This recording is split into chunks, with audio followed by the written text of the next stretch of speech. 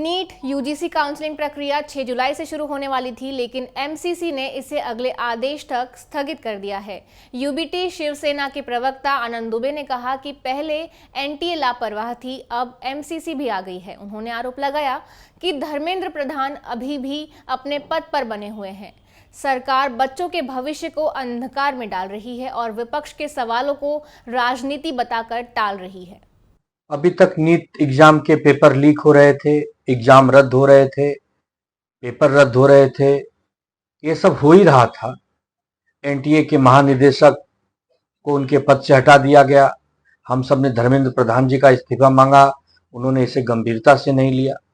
अब जो खबर आ रही है कि नीट यूजी काउंसलिंग की प्रक्रिया को भी स्थगित कर दिया गया और नीट यूजी काउंसलिंग की जो प्रक्रिया संस्था करती है, जिसका नाम है मेडिकल काउंसलिंग कमिटी एमसीसी, उन्होंने कोई कारण भी अभी तक नहीं बताया।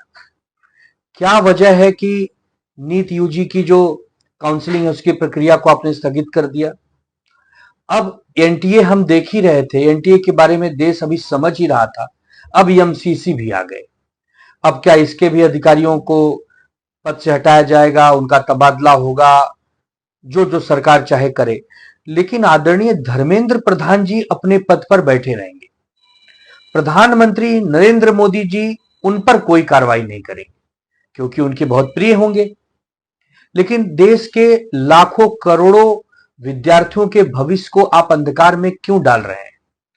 अब तो जो देश में उदासीनता बच्चों में दिखाई दे रही है कि अब नीट के एग्जाम, मेडिकल, एमबीबीएस, बीडीएस, इन सब चीजों में अब लोग दिलचस्पी ही नहीं लेंगे। आने वाले समय लोग कहेंगे जब आपकी प्रक्रिया पूरी तरह पारदर्शी है नहीं, आप सीरियस हैं नहीं, आप हमारे भविष्य को लेकर गंभीर हैं नहीं, तो क्या करना?